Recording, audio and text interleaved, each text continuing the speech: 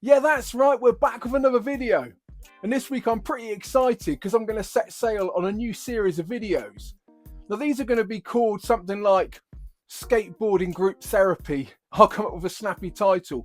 But the idea is you guys go out and skate all weekend. And then on Sunday you comment on the video that's posted on the Sunday. Any sort of thoughts you've got about skateboarding, any questions, any worries, any things that you're coming up against. And then I'll do my best to answer them, and everybody else can also comment in. Now, I've found skateboarding's a really psychological sort of mind game, so I reckon a little bit of skate support could go a long way. Now, to create this week's video, I've had a look through the comments and I've picked out some of the most sort of common comments that come up. I think one of my favourite things about running the channel is getting to read the comments, and thanks very much to everybody that comments in. I do read them all, and there's some absolute corkers in there. So I'm going to go through a few classic ones in this video, and then at the end, if you like this video and you want your comment or your question featured in next week's video, then make sure you leave that below and I'll pick out all of the best ones and try my best to answer them. Okay, we'll get straight into it with the first comment. So I made a video last week about the sparking rails, and I got the comment, wow, the flints aren't the only thing that got smoked. That knee twist looked horrible. Rest up and take it easy. And yeah, it's one of the main reasons that there isn't a video this week, is I've sort of ended up with a bit of a knee strain. It's sort of manifested as more of a calf strain really, so I'm delighted it doesn't seem to be tendons or ligaments. But I went through my usual process of really icing it up and also exercising a bit of relative rest. So not necessarily totally resting it, just getting on the board a little bit each day just to keep it nimble. I also went down and skated this weekend and sort of been dodging the rain showers, and it's been great to see so many people down the local park skating. Everyone was having a lovely old time. Another reason I've had not so much time this week is I've been setting up my online guitar school. Now this has been going great guns, and if you fancy a guitar lesson, and let's face it, most skateboarders play guitar, then feel free to hit me up over on the Instagram. If you want to take your guitar playing to the next level, I'll be more than happy to help put together a specific one-to-one program to take your guitar playing to the next level. So on to the next comment. This is for the one that I did about the Rainbow Rail Challenge over at Midsummer Norton. It said, nice one. Always surprised more people don't use this feature, as it actually is really functional if you can get past the intimidation. And yeah, I have to say that when I watched this video back, I was a little disappointed that the video didn't capture just quite how scary I found the rainbow rail to be. But just the look of it, approaching it and trying to get over the top was pretty daunting. And I found the hardest thing was coming back in. It was really a lot steeper than it looks on the video. And also just trying to stay hooked in on top and not come off and sort of land in an awkward way was also sort of pretty challenging. And I've found over the years when I make these videos, it's always super hard to capture sort of how I'm feeling and how it looks from my perspective. I'm sure anybody that's videoed themselves skateboarding is always a little underwhelmed. Things tend to look smaller, things tend to look mellower, and they also tend to always look a little bit slower. So if you can relate to any of that, then leave that in the comments also. Okay, next comment. What the heck is on the other side of that ramp at the 056 mark? It looks like a huge vertical wall ride. Has someone skated up there and left stickers? Do my eyes deceive me? So this is in response to a vert ramp video, and the vert ramp at Mount Hawk, when I film it from a certain angle, sort of has the rhythm jump box section in the background. And that big wall at the end is sort of the turning around part of that jump box section. So it's not quite vertical, but it is pretty steep, and it goes up a huge sort of long way. And the BMXers especially really get right up on that to get the speed, but the skateboarders who are really good and manage to clear the boxes also really head up there. And I reckon at many times there's been a bit of a sticker contest to see who can ride up the furthest and do a kick turn. So that is the answer to that one.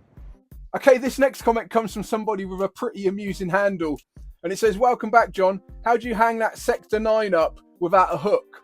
And the Sector 9 is right here, and you can see I've just got it hung up with a screw, and that screw goes through a hole. And the reason there's a hole in the nose is I used to put a windsurfing deck plate onto that nose, and that allowed me to use a windsurfing sail to power my Sector 9 longboard. And that worked a treat for cavorting around car parks when I used to go windsurfing back in the day. Maybe the wind wasn't quite there, or we fancied a little bit more action, so we used to put the windsurf sail on the long Sector 9 skateboard, and it used to work an absolute treat. Okay, this next comment's a pretty common one, and it sort of alludes to one of my secret weapons. So it's getting there. What hip bum pads are you wearing? So I slip on under my denim shorts a set of Burton snowboarding shorts, and these have got a little bit of padding in, especially on the hips and also on my arse, and it sort of allows me a little bit of wiggle room when falling to the flat. And I think another comment that I often get is, how do you get up from falling off and carry on? And I think this is one of my little tricks, is that I don't completely write myself off and get a big hip hematoma when I fall off, because I've got these snowboarding pants snuck underneath. Now, it's still really smart, but I think it just takes the huge amount of damage out of most of the fall into flat that I do. So I sort of, when I'm going for it, always stick on my Burton snowboarding protection shorts, and I'll leave a link to those in the description below in case you want to check them out. Okay, so into the next comment, and this one's from Sunrise Sessions, and it reads, I've always wondered why you stopped riding your shape decks. It's good to see you get the old Stoke back again. And yeah, I think this one is a product of me tinkering with my setup, and this is a common theme, and it's something I sort of berate myself for, because I know it's a dead-end street, but I just can't help myself. The idea in my mind is that I'm in some way missing out on a secret little piece of the puzzle that could really help my progression. And I sort of start thinking about the board setup, and I look at other people's board setups, and I think, wow, that guy or girl is doing that with that setup. I really need to get one of those. Now, of course, the reality is those people are doing those things because they've put in the time learning those things. But I think it's sort of quite appealing to think that one could buy a little secret advantage. So I got into a mind space where I was thinking, well, everybody rides popsicle shaped decks and everybody's ripping, and I was watching the Olympic Park and everybody was on popsicle decks, and then I was watching the vert and it was the same deal, watching the street, and I was thinking, why am I just hacking away on these old school boards? Surely things have progressed and it's got easier. So I started to think about getting popsicle shaped boards and maybe a slightly less wide board, and thinking that that in some way might help me. Now, it turned out to be a rabbit hole, and sort of when I came back after that sort of exploration, I found that it just felt really easy to ride the shaped decks. I had a magic session on the Rockscott board there.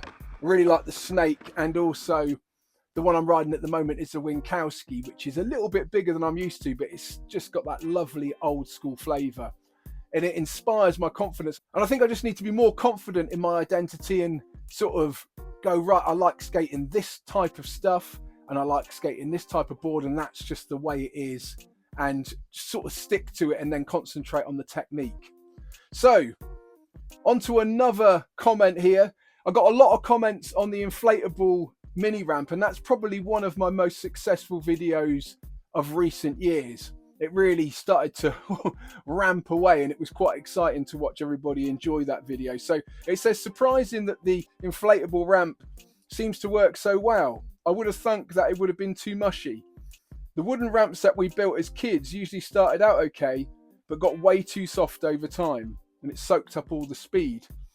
Yeah, I thought the same when the inflatable ramp got delivered. I was like, oh, this might just be a little bit of a novelty. I'm sure the kids might enjoy it, but as a serious ramp, it's probably not going to be anything special. But I have to say, I had a lovely couple of afternoons just skating on it, and it was faster than I thought, and it was also sort of a lot quicker than I thought it'd be, and I certainly wasn't wanting any more speed to do the bits that I did. And the real advantage was coming a cropper on it, which was a positive joy. So I think for learning stuff and for starting out, the inflatable ramp's amazing. And also the speed of which it goes up, and also the fact you can put it anywhere that you want is also a massive bonus. So the inflatable ramp was a win, and I think most people agreed with it. There was a huge amount of comments and a huge amount of questions, so thanks for your interest on the inflatable ramp. Okay, so we'll finish up with the last couple of comments. Now these two are interlinked, and they're an area that I get asked about all the time in the comments. So the first one reads, what wheels do you ride on your bowl setup? And the second one reads, would you recommend to have softer, grippier wheels when riding indoors on a wooden skate park? And I think I've experimented with wheels an awful lot, and I've landed on the Spitfire Formula 4 OG Classics. And this is purely personal preference, and I've tried an awful, there's quite a few here. I've tried the slime balls, these are 97. They work really nice on the wood. And I've also got the 60mm OG Classics, and I found those were just a touch too big. They're really good on the vert ramp for going super fast, but the 58mm seemed to be the sweet spot for the street skating. The 55mm Spitfire OG Classics are absolutely amazing, and I'm going to put these ones back on me Andy Anderson egg board, sort of make that a bit more of a dedicated streety style small mini ramp setup. The other ones I've got up here are the slime balls in the 60mm, which are absolutely nice. There's also some dedicated freestyle wheels and the big soft style wheels, which are sort of on the 70s board. But I find that the 99A Durameter of the Spitfire seem to work really well on the concrete. They're nice and fast. They make a great sound when they break out for a power slide. And they also seem to work really nice on the wood, so I don't have to change between wheels. I know quite a lot of skaters change between setups, and they'll have different wheels for wood and different wheels for concrete. And I used to find that I found the wood way too slippy, but I think I've found over the years I've refined my carving style, and I sort of treat the wood slightly different, almost on automatic pilot now. So I don't sort of lean into it and carve in the same way as I would on the concrete. I just sort of have a different approach to it, and it seems to work well, and I don't ever find that I slide out on the wood anymore. Well, that's it for this video. Hopefully I touched on a couple of areas of interest. If there's anything that springs to mind, then please do leave that in the comments below, and I'll select the best comments to make up next week's Sunday video. I'm hoping that this will sort of act as a place where everybody can sort of get down, a bit of skate therapy, also an end to the weekend skating, can relax, reflect on what's happened. And also, if you've got an idea for a video, you can leave that below. And also, if you think that your comment is a bit silly or your question is a bit silly, then I think it's a safe space, and it's fair to assume that if you're thinking it, there's going to be a fair few others thinking it. So just go for it, leave it in the comments below, and then I'll do my best to address it next week. Anyway, my name's been John Bishop, and I'll see you next time.